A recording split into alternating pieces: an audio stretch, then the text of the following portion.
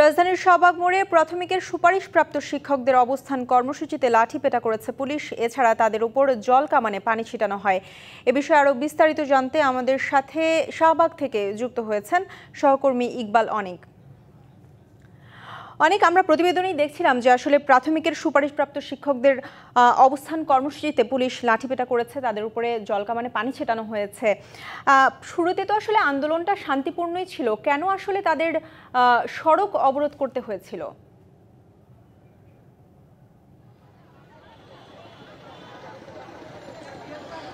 ঈশিতা হচ্ছে এই যে জাতীয় ঘরের সামনে কিন্তু হচ্ছে প্রাথমিক শিক্ষকের সুপারিশপ্রাপ্ত যারা আছেন তারা কিন্তু আন্দোলন করছেন। তারা দুপুরের ছত্রভঙ্গ করে দেয় পুলিশ। তারপর থেকে কিন্তু তারা এই শাহবাগ মোড়ে অবস্থান করছেন এবং তারা কিন্তু একটি কথাই বারবার বলছেন, যতক্ষণ না পর্যন্ত তাদের দাবি আদায় না হবে ততক্ষণ পর্যন্ত তারা এই শাহবাগ মোড়ে অবস্থান করবেন।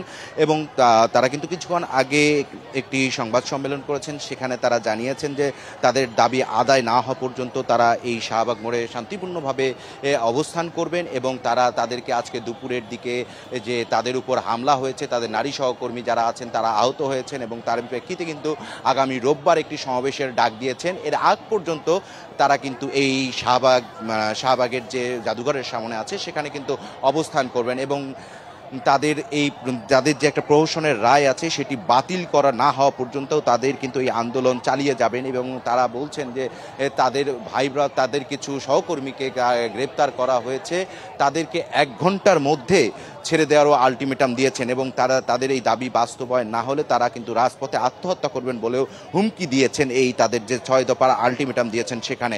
তো এখানে যারা আন্দোলন করছেন তাদের সঙ্গে একটু কথা বলবো, তাদের কি কি দাবি দেওয়া আছে তাদের কাছে। কালার এক্সপার্ট, জর্জ স্যাপ এবং মাইল্ড অন হ্যান্ডস টেকনোলজি সমৃদ্ধ অরিক্স ক্রিস্টাল ওয়াশ আপনার হামলা হয়েছে। তো এই যে আপনারা আন্দোলন করছেন, আপনাদের দাবি দেওয়া রয়েছে, সেটির প্রেক্ষিতে আপনাদের উপর আজকে লাঠিচার্জ হয়েছে। তো আপনারা কি এখন ভাবছেন যে কি করবেন আপনারা? ধন্যবাদ আপনাকে। আপনারা জানেন বিগত 8 দিন ধরে আমরা এই রাজপথে শাহবাগের রাস্তায় আমরা রাস্তায় আসছি, কিন্তু দুঃখের কথা হলো প্রশাসনের কাছ থেকে বা আমাদের উচ্চ মহল থেকে আমাদের এখনো কোনো প্রপার আশ্বাস, একবারে আস্থার সাথে যদি আমাদের কোনো আশ্বাস দিত তাহলে আমরা অবশ্যই ক্রিয়া করতাম, কিন্তু আমাদের এখন পর্যন্ত তারা কোনো আশ্বাস দেয় নাই। উপরন্তু আজকে আমরা যখন আমাদের আপুরা মিছিল নিয়ে যায়, আমরা কিন্তু শিক্ষক, সহিংস না, আমরা কোনো সহিংস আন্দোলন করিনি। আমরা রাস্তায় নেমেছিলাম, রাস্তায় আমরা প্রোটেস্ট করতেছিলাম, সেখান থেকে আমাদের অনেকের উপর লাঠিচার্জ করেছে এবং অনেকে এখনো আমাদের প্রায় 8 থেকে 10 জনকে ধরে নিয়ে গিয়েছে। আপনারা সড়ক অবরোধ করতে গিয়েছিলেন, কি কারণে আপনারা সড়ক অবরোধ করতে গিয়েছিলেন? সড়ক অবরোধ করতে গিয়েছিলাম একটি কারণে, কারণ আমরা দেখছিলাম যে আসলে আপনারা মিডিয়া সবকিছু আমাদের উপরে দৃষ্টি রাখলেও উপর মহল আমাদের নিয়ে কোনো চিন্তা ভাবনা করছে না। কেন? কারণ তাদের পক্ষ থেকে কোনো আশ্বাসের বাণী, তাদের পক্ষ নিয়ে আশার বাণী নিয়ে এখন পর্যন্ত কেউ আমাদের কাছে আসেনি। এবং আমরা বলছি আমাদের আপুরা খুবই ডেসপারেট, যেহেতু অনেক আপু আছে যাদের স্বামী মারা গিয়েছে, তারা অনেক কষ্টে লেখাপড়া করছে, তাদের স্বামী সন্তান সবকিছু নিয়ে লেখাপড়া করেছিল।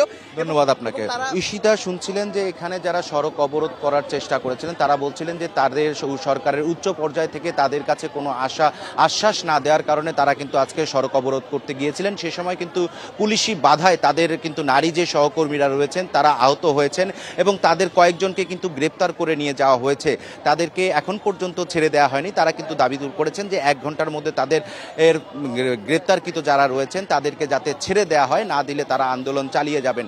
তো ঈশিতা, এই ছিল আমার কাছে শাহবাগ জাদুঘরের সামন থেকে যে সুপারিশপ্রাপ্ত প্রাথমিকের যে শিক্ষকরা রয়েছেন তাদের সবশেষ অবস্থা। পরবর্তী সংবাদে আমরা আবারও যুক্ত হব আপনার সঙ্গে তাদের সবশেষ অবস্থা নিয়ে। ইকবাল অনেক, আপনাকে অসংখ্য ধন্যবাদ আমাদের বিস্তারিত জানানোর জন্য।